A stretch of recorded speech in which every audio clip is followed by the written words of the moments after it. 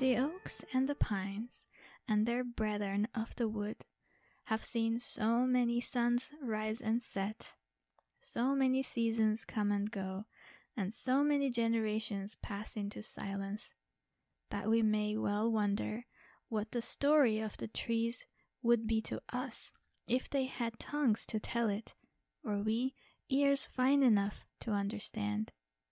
By Maud Van Buren, from Quotations for Special Occasions. Hello dearest listeners, this is Meline, and you're listening to Harmonious, where we explore the synergy of crystals and herbs. I want to thank everyone for their supportive and loving messages and encouraging me to continue my podcast. Welcome to episode 2 of Harmonious, and today I want to talk to you about the synergy of the crystal fluorite and the herb rosemary. Now, before we begin, I want to emphasize that everything you learn in this podcast is for educational purposes only. Please do not start or discontinue any treatment or medication based on what you learn in this podcast.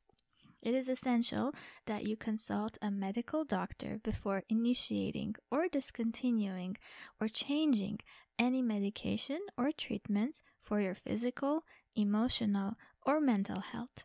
And please make sure that you are not allergic to any of the herbs that you wish to contact with. Let's begin today's episode by discussing the herb rosemary, which holds a special place in my heart. I currently have a large rosemary bush in my garden, which is not only a stunning sight to behold, but also has a delightful scent that fills the air whenever I pass by it. During springtime, the bush is adorned with beautiful purple blooms that attract so many bees. Rosemary is a popular seasoning in cooking and a potent herb for healing in herbal medicine. Recently, the scientific name of rosemary has changed from Rosmarinus officinalis to Salvia rosmarinus, due to new scientific evidence that reveals a closer relationship between rosemary and sage. Nonetheless, as William Shakespeare famously said, "A rose by any other name would smell as sweet." I would also like to share with you some of the folklore surrounding rosemary, which was known by various names such as compass weed, dew of the sea, elf leaf, polar plant, and others. In terms of energy, rosemary is considered masculine and associated with the sun. Its element is fire, and in folklore, rosemary has been burnt for cleansing and purifying a space. It was placed under a pillow for better sleep and for warding off nightmares. In botanical medicine, rosemary is known for its ability to stimulate circulation and engage the sympathetic nervous system. It can be helpful in reducing sluggishness, adrenal fatigue, and preventing depressive tendencies of our mind, body, and spirit. Rosemary has both stimulating and relaxing effects on the nervous system, making it a great herb to aid in studying by promoting relaxation while maintaining alertness. Now let's delve into the crystal fluorite, which happens to be one of my top 5 favorite crystals. Its stunning blend of greens and blues and purples and whites, and how they layer upon one another, make it an exceptionally attractive stone to look at and to hold. From a spiritual perspective, fluorite has grounding properties, and it integrates energies. It is associated with progress on multiple levels, and it brings structure to our daily life, making it a powerful tool to overcome chaos. Fluorite is also believed to dissolve fixed patterns of behavior, allowing suppressed feelings to surface and to be resolved. Just like rosemary, its plant counterpart, fluorite is an excellent aid for learning, as it facilitates information organization, processing, and absorption, and enhances concentration.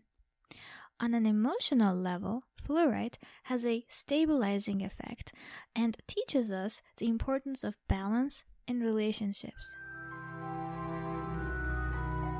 So, one of my favorite ways to combine the energies of rosemary herb and the fluorite crystal is to use them both while studying. I place my fluorite crystal on my desk and I diffuse rosemary essential oil in the room while I study. The fluorite crystal enhances our concentration and memory, while the rosemary essential oil scent helps us relax and create long-lasting memories of what we study. If you prefer not to diffuse the essential oil, you may drink rosemary tea, sweetened with some honey while you study. Another one of my favorite ways to use the crystal fluorite and rosemary is to create a crystal grid big enough for myself to sit in the middle of it. You can make this grid with a minimum of 4 pieces of fluorite stone and create a rectangular or square shape. Sit in the middle of this square grid while holding a small and fresh rosemary branch in your hands. Smell the rosemary and stay inside this crystal grid as long as you need. This works like a reset button for our emotional and energetic aura. It cleanses and recharges our chakras and organizes our mind. The fluorite crystal is one of the crystals that can get wet, but this is a mineral that you don't want to soak in water for more than a few seconds. Fluorite has a rating of 4 on the Mohs hardness scale. This scale represents the scratch resistance and overall durability of a crystal. Generally, anything under a 6 or a 7 is considered soft. So therefore, fluorite is not safe to put in drinking water because it's soft and it can dissolve in water. However, this does not mean that we cannot utilize its benefits in water. Whenever a crystal is not considered water safe, you can place the crystal outside the water near the water container. The energy of the crystal vibrates all around it in the environment and will send its effects through the glass and into the water. Leave the crystal outside your water container overnight, and in the morning make rosemary tea with that water and enjoy. Another way is to meditate, holding a fluorite palm stone and diffusing rosemary essential oil in your room to help you organize your thoughts and clear your mind. Remember, the purpose of meditation isn't having an empty or blank state of mind, but to let your thoughts pass without holding on to them. We should become an observer of our thoughts and not an absorber. I hope you enjoyed this podcast.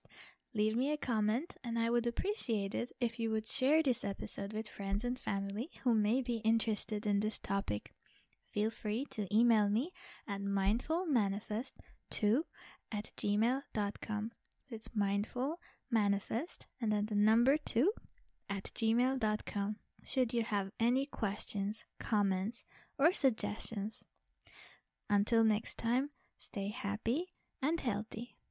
I am Meline, and this was Harmonious, where we explore the synergy of crystals and herbs.